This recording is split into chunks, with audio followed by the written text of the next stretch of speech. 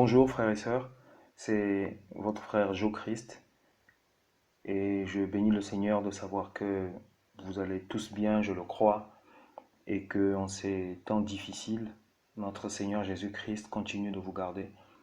Je voulais partager avec vous quelques passages parlant du thème de la plénitude du Saint-Esprit. Et donc nous allons l'appeler tout simplement la plénitude du Saint-Esprit en parlant principalement de l'expérience d'Étienne. Alors, l'expression être rempli du Saint-Esprit revient plusieurs fois dans la Bible. Parmi les différents passages qui en parlent, nous pouvons retenir un qui est très important, c'est le passage de Éphésiens 5, verset 18, où il nous est dit clairement « Ne vous enivrez pas de vin, soyez remplis du Saint-Esprit ». Voilà, c'est ici qu'on voit l'un des passages qui donne avec précision cette expression « être rempli du Saint-Esprit ». Ce que nous remarquons ici, c'est que pour le disciple de Christ, être rempli n'est ni un conseil, ni une option. C'est un ordre. Le mot grec pour dire remplir, c'est pléro, qui implique le fait de remplir jusqu'au bord. Il faut noter que cette phrase être rempli du Saint-Esprit n'est pas exactement traduite, parce qu'en effet, en grec, en réalité, elle donne être, plutôt continuer d'être rempli. Donc, la traduction qui se rapporte le plus à l'original grec de ce passage de Éphésiens 5, 18, c'est la version Sommer, qui traduit par « Laissez-vous constamment remplir par l'Esprit ». Ainsi, nous comprenons qu'être rempli du Saint-Esprit n'est pas un fait ponctuel, mais c'est plutôt une action constante et permanente dans le temps et dans la vie du disciple. C'est en étant continuellement rempli que nous manifestons pleinement la puissance de Dieu au travers de son esprit qui abonde en nous. Ce serait une erreur de penser que dès lors qu'on est baptisé du Saint-Esprit, cette plénitude demeure telle qu'elle, à toujours, même lorsque nous ne cultivons pas notre intimité avec le Seigneur. Ce n'est qu'en étant continuellement en présence de Dieu que sa puissance en nous est renouvelée et que notre vie est réellement au service du Seigneur, qui nous utilise alors avec puissance pour gagner des âmes. Dans son livre « Le baptême de l'Esprit », le professeur Howard Ervin a dit « Le but de la plénitude du Saint-Esprit, c'est un revêtement en vue du témoignage. La plénitude du Saint-Esprit nous pousse à parler de lui, au-delà de la peur et devant toutes sortes d'audiences. En effet, nous avons dans la Bible des récits de disciples ayant bravé l'autorité religieuse ou politique et même des foules entières parce que le Saint-Esprit en eux les poussait à l'action. Dans 2 Pierre 1 au verset 8, la Bible nous dit, et en gros, je paraphrase, « Si le fruit de l'Esprit est en vous en abondance, vous ne pouvez être ni oisif ni stérile. » Le but de la plénitude du Saint-Esprit est un revêtement en vue du témoignage. Lorsque l'on est revêtu du Saint-Esprit, notre témoignage est non seulement authentique, mais aussi puissant, au point de changer la vie de ceux qui l'écoutent. Prenons quelques exemples. Avec l'équation plénitude, assurance, manifestation de la puissance de Dieu, transformation des vies. Dans Acte 4, les versets 23 au verset 31, eh bien, nous avons un magnifique exposé de ces faits-là. En effet, ces passages relatent les événements survenus après ce qui est considéré comme la première persécution de l'Église, notamment la confrontation de Pierre et de Jean face au Sanhédrin. Au verset 23, il est dit « Après avoir été relâchés, ils allèrent vers les leurs, c'est-à-dire l'Église, et racontèrent tout ce que les principaux sacrificateurs leur avaient dit. L'assemblée entière a élevé la voix, en reconnaissant la puissance et la grandeur de Dieu, et surtout, ils reconnaissaient que tout ce qui arrivait, à savoir la persécution de l'Église, était arrêté d'avance par la main et le conseil de Dieu. Ils ont cité le psaume 2, en discernant que les hommes devaient s'unir contre Christ, les nations, bien sûr. Bref, ils ont remis leur sort à Dieu en disant, au verset 29, « Et maintenant, Seigneur, vois leurs menaces, et donne à tes serviteurs d'annoncer ta parole avec une pleine assurance. En étendant ta main pour qu'il se fasse des guérisons, des miracles, des prodiges par le nom de ton saint serviteur Jésus. » Voyez-vous, face à la persécution et la menace, les disciples n'ont pas paniqué. Non, Mais ils ont vu dans la menace le moyen d'annoncer l'évangile. Ils n'ont pas demandé à Dieu de les épargner. Ils ont demandé l'assurance. Une pleine assurance même. En gros, ils n'ont pas aimé leur vie jusqu'à craindre la mort, selon qu'il est dit dans Apocalypse 10, verset 11. Ils étaient conscients de la parole de 2 Timothée 3,12 qui dit que ceux qui veulent vivre pieusement en Christ seront persécutés. Ils ont soupiré pour que leur évangélisation soit suivie de guérisons, de miracles et de prodiges. Et vous savez comment Dieu a répondu à leurs prières? Eh bien, en les remplissant du Saint-Esprit. Il est écrit dans Acte 4, verset 31, « Quand ils eurent prié, le lieu où ils étaient assemblés trembla. Ils furent tous remplis du Saint-Esprit et ils annonçaient la parole de Dieu avec assurance. » Ce passage fait écho à l'épisode de la Pentecôte et nous pouvons voir certaines similitudes. En effet, le but de la Pentecôte, c'est l'évangélisation. Dans Acte 1, verset 8, le Seigneur prédit exactement ce qui se passera dans Acte 2. Il dit « Vous recevrez une puissance, celle du Saint-Esprit, survenant sur vous, et vous serez mes témoins à Jérusalem, dans toute la Judée, dans la Samarie et jusqu'aux extrémités de la terre. » On peut y déduire que pour être envoyé, on doit préalablement avoir reçu le Saint-Esprit. C'est ainsi que l'on peut souligner les points suivants. Il y a d'abord une constance dans l'unité de la prière. Ils étaient tous ensemble dans le même lieu. On le voit dans Acte 2, verset 1, et c'est la même chose dans Acte 4, verset 24. Ensuite, il y a le fait qu'il y a une effusion de l'esprit manifestée par un signe assez impressionnant. Dans Acte 2, verset 2, on nous parle d'un vent impétueux, et dans Acte 4, verset 31, il est question d'un tremblement du lieu dans lequel ils étaient. Troisième élément, la Bible dit qu'ils furent remplis du Saint-Esprit. Acte 2, 4 et puis Acte 4, 31.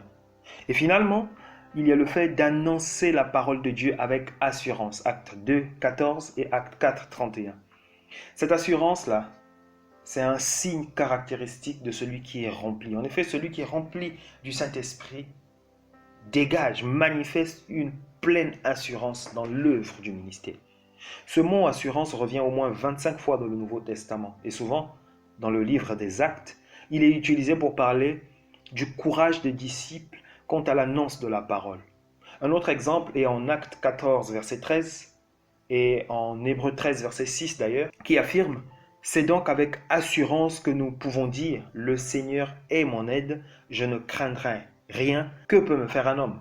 Dans Éphésiens 6, verset 19 au verset 20, Paul dit « Priez pour moi afin qu'il me soit donné, quand j'ouvre la bouche, de faire connaître hardiment et librement le mystère de l'Évangile pour lequel je suis ambassadeur dans les chaînes, et que j'en parle avec assurance comme je dois en parler. » En insistant sur le « comme je dois en parler », Paul nous fait remarquer que la seule manière de parler de Jésus-Christ, c'est de le faire avec assurance. Notre assurance et notre foi sont parmi les choses que le diable veut ébranler en priorité. Souvenez-vous que le diable a un but, celui de perdre le maximum d'âmes. Tandis que le but de Christ, par l'Église, donc par vous et par moi, c'est de gagner des âmes. Voilà pourquoi le diable a, depuis les débuts de l'Église, tout fait pour réduire au silence les disciples, par l'intimidation et les menaces, et même par la mort. Il y a une guerre déclarée entre deux royaumes. Le diable veut asseoir sa domination dans le monde entier grâce au contrôle qu'il exerce sur les gouvernements et sur les organismes internationaux comme l'ONU ou des organismes régionaux comme l'Union européenne ou l'Union africaine. Il suffit de voir aujourd'hui la facilité avec laquelle les gouvernements peuvent restreindre nos libertés de circulation ou de rassemblement, pour se rendre à l'évidence que tout est mis en œuvre pour préparer le monde à un gouvernement mondial sous le contrôle d'un dictateur satanique. Si donc l'Église perd son assurance et n'avertit pas le monde, plusieurs, je dis bien plusieurs, périront dans l'ignorance, et ceci, les premiers chrétiens l'avaient bien compris. Nous devons savoir que face à la ruse du diable, Dieu peut n'avoir besoin que d'une seule personne pour bouleverser un système entier. Une seule personne. Une personne véritablement consacrée, remplie de l'esprit, donc active dans l'œuvre de Dieu, est une véritable bombe à retardement pour le diable. C'est le cas d'Étienne. Ce frère est un parfait exemple en matière d'assurance et de détermination dans le ministère. Bien qu'étant un personnage n'apparaissant que dans très peu de passages dans la Bible, il a quand même marqué de son temps l'Église Et les résultats de son ministère sont visibles même aujourd'hui, dans votre vie, dans ma vie. Il est l'exemple même du fait que la plénitude du Saint-Esprit et l'entretien de celui-ci fait toute la différence dans la vie du disciple. Ce qui caractérise Étienne dès le début, c'est sa consécration. À 3 reprises, la Bible nous informe qu'il était d'abord rempli du Saint-Esprit, acte 6, verset 3, plein du Saint-Esprit, acte 6, verset 8, et plein de grâce, acte 7, verset 57. Il y a une particularité avec ces 3 passages. Le caractère de remplissage, le caractère de plénitude. Le mot rempli ici vient du grec plerès, en réalité qui signifie complet, où il ne manque rien. Étienne a dû faire face à une foule énorme, regardez, afin de défendre la vérité. Et ce n'est que grâce à la plénitude de l'esprit qu'il a pu sortir victorieux. Qu'est-ce qui s'est passé? Eh bien, Étienne, tout seul, discutait avec quelques membres de 3 synagogues différentes. Regardez très bien ce qui s'est passé dans cette histoire. Il y avait la synagogue des Affranchis, la synagogue des Cyrénéens, la synagogue des Alexandrins. On voit tout ça dans Acte 6, verset 8. Et puis, il y avait les Juifs de Cilicie et les Juifs d'Asie. Toutes ces personnes, tout ce groupe de personnes réunis ensemble faisaient front contre Étienne tout seul, dans une discussion. Au verset 10, il nous est dit que tout ce beau monde ne pouvait résister à la sagesse et à l'esprit par lequel il parlait Étienne. Ceci est un accomplissement en fait de Luc 21, verset 15. Voilà un autre avantage d'ailleurs d'être rempli du Saint-Esprit. Il nous donne la capacité, le Saint-Esprit, d'immobiliser les contradicteurs et les ennemis du royaume de Dieu, mais aussi les faux enseignants. D'ailleurs, Tite 1, verset 10, nous parle de fermer la bouche aux rebelles, aux vains discoureurs et aux séducteurs. Alors, incapables de rivaliser avec Étienne, les membres de ces 3 synagogues et tous les Juifs d'Asie et de Cilicie vont faire quoi? Ils vont soudoyer des hommes pour mentir contre Étienne et exciter la foule en disant qu'Étienne parlait contre Moïse et contre Dieu, et d'autres personnes s'ajoutèrent à la liste de ses adversaires. Il y avait le peuple, les anciens et les scribes qui étaient tellement fâchés qu'on leur ait dit: écoutez, ce monsieur Étienne est en train de parler contre Moïse et contre le temple. Alors, tous, selon Acte 6, verset 12, tous se jetèrent sur Étienne et l'emmenèrent au Sanhédrin. Alors là-bas, cette fine équipe va produire des faux témoins encore, qui vont accuser Étienne d'avoir parlé contre le lieu saint, c'est-à-dire le temple, et contre la loi. Surtout, Étienne est accusé d'avoir dit que son maître, Jésus-Christ, détruira le temple. Étienne venait de se faire des ennemis supplémentaires, et pas des moindres en fait. Le Sanhédrin était l'assemblée législative d'Israël. Il était composé en moyenne de 70 ou 71 experts, plus ou moins, des experts en loi juive. Et donc, si l'on fait le compte, Étienne faisait face à une multitude de personnes. On va le revoir. La synagogue des Affranchis, la synagogue des Cyrénéens, la synagogue des Alexandrins, le peuple, les anciens, les scribes et le Sanhédrin. Est-ce que vous pouvez imaginer le nombre de personnes qu'il y a dans une seule synagogue, dans une seule assemblée? Parce qu'il y avait une synagogue en réalité par ville généralement. Le peuple, les anciens, les scribes et près de 70 personnes. À ce niveau de l'histoire, je pense que plusieurs parmi nous, à la place d'Étienne, allaient trembler, certainement. Imaginez-vous faire face aux responsables politiques ou religieux de votre pays, ou même à une foule de faux chrétiens, des animistes, etc. Imaginez-vous en train de devoir défendre la vérité face à des décisions contraires à la parole de Dieu. Que feriez-vous? Que ferions-nous? La réponse se trouve dans l'assurance que donne le Saint-Esprit. Au verset 15 d'Acte 6, il est dit ceci: « Tous ceux qui siégeaient au Sanhédrin, ayant fixé les regards sur Étienne, son visage leur parut comme celui d'un ange. » C'est merveilleux. Avant même qu'Étienne n'ouvrit la bouche, le Seigneur donna un signe de sa présence en son serviteur.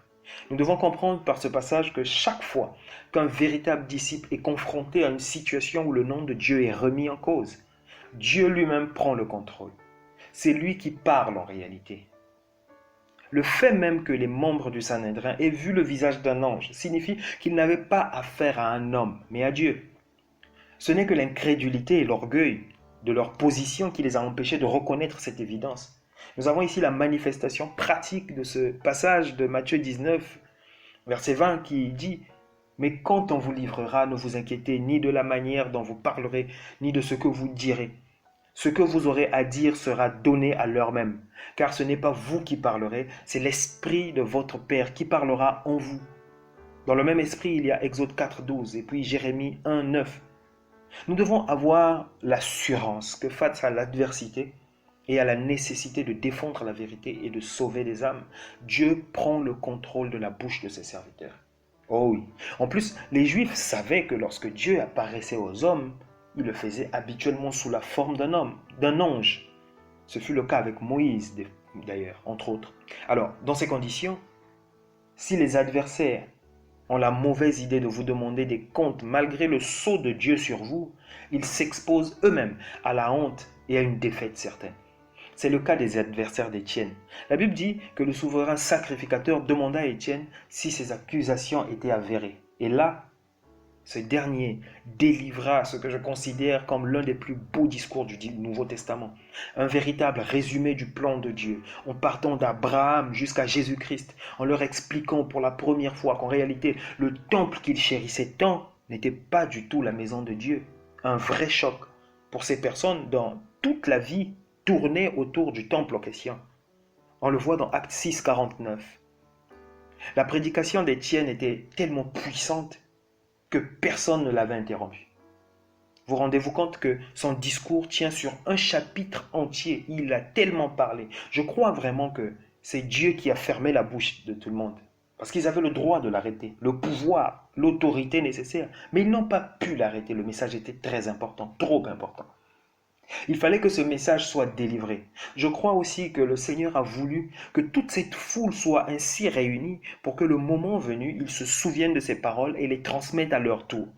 Pour rappel, il y avait des gens de tous les horizons. Pour information, les Cyrénéens. En fait, les Cyrénéens, à l'époque des premiers chrétiens, Cyrène, c'est une province romaine située autour de l'ancienne cité grecque, d'une ancienne cité grecque, donc de Cyrène. Il s'agit de la Libye actuelle. Donc les Cyrénéens peuvent être considérés comme des habitants de la Libye de cette époque-là. Il y avait les Alexandrins, de la ville d'Alexandrie, en Égypte, une ville fondée par Alexandre le Grand en 331 avant notre ère. Il y avait les Juifs de Cilicie, la Cilicie qui est une ancienne province romaine située en Turquie actuelle.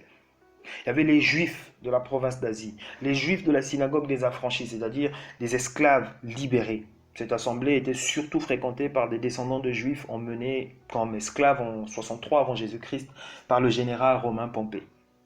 Dieu avait ainsi délivré une grande révélation devant des gens venus, on peut le dire, des quatre coins du monde. Il y avait l'Afrique, il y avait l'Europe, il y avait l'Asie notamment.